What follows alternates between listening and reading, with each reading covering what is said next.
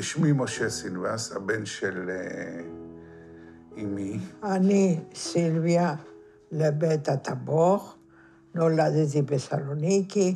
אחרי כשנתיים נולדה אחותה לינה.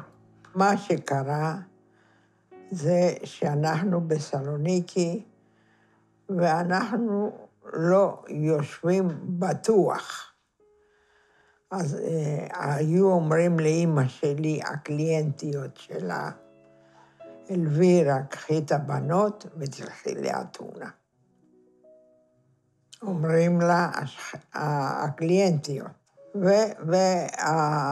ואמא שלי שמעה בכולם, המלחמה, לא, הם רצו לאסוף אותנו, אבל לא הצליחו.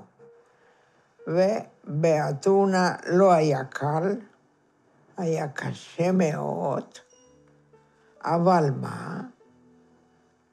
שמע את אמא שלי אדם מהכנסייה, ושמו אותן, נתנו לנו מקום בפנסיונה צרפתי. היא למדה בבית ספר שעם אוריינטציה צרפתית, על ידי נזירות ממסדר סנט ג'וזף. הן היו קתוליות, כאשר כל יוון היא אורתודוקסית. הם לא ידעו שאנו יהודים. בית ספר הזה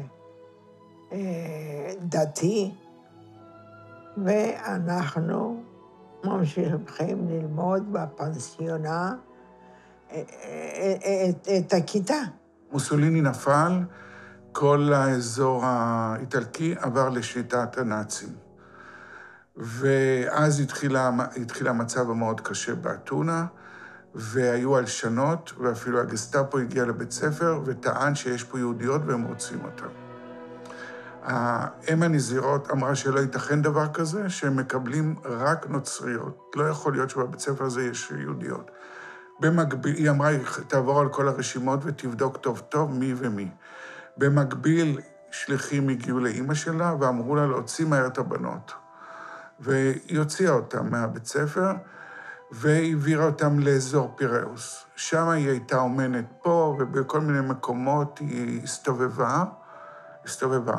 הוחבאה, והייתה מטפלת בילד קטן פה, ילד קטן שם, וככה היא העבירה עד היום, לקראת סוף השחרור, היא הגיעה למשפחה, למרגלות ההר, לקוויטוס. זה הר מאוד גבוה קוויטוס. כן, באתונה, ושם הוחבאה אצל משפחה יוונית, שרק האמא, אני חושב, ידעה. אחרת זה גזר דין מוות לכל המשפחה.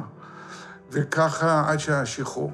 בשחרור יש את התמונה שהם השתחררו מהגרמנים, זה היה אוקטובר 1944, ואז חזרו לשחרור, ואז היא התאחדה עם אחותה, איפה שהיא הוחבאה בינתיים, ועם אמא.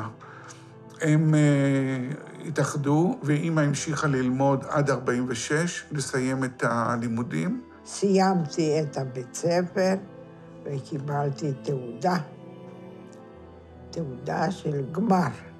אחרי המלחמה שמעתי שתפסו הרבה יהודים, והם שלחו אותם עם הרכבת בסלוניקי, היו לוקחים ונוסעים. לא חזרנו לסלוניקי, רק באתונה היינו. ושם שמענו שאפשר להסתדר עם איך אומרים? הבית כנסת, ונתנו לנו להישאר לא בבית ספר, אלא מקום איפה שהיהודים נמצאים. היא נרשמה בהכשרות של השליחים, ריכזו אותם בקו סוניון עם עוד מיני מהגרים. היינו הראשונים נכנסים למחנה, והראשונים יוצאים. העלו אותם על האונייה, אוניית המעפילים הנריאטה סולד. זאת הייתה אונייה עם המון ילדים וכולי. פעמיים שלוש הם נתקעו בדרך, בסוף הם הגיעו ונכנסו ישר לתוך נמל חיפה.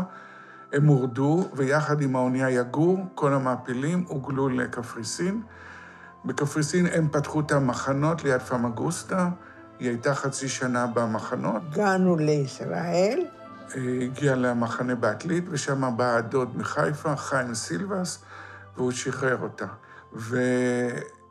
והמשפחה הגדולה, סילבס, הייתה פה, ליד נמל תל אביב. אז היא הגיעה לנמל תל אביב, וככה הכירה את אבי. אני התחתנתי ב-49.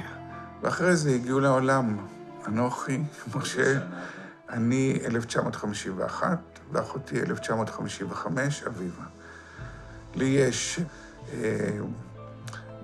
בת ובן, אפרת ואלעד, לאחותי יש התחתנה עם פליקס, ויש לה את רון וצחי, ואפרת ילדה שתי נינות, והבן אלעד נולד לו נינה קטנה, שהיא בת חודשיים, שי הקטנה.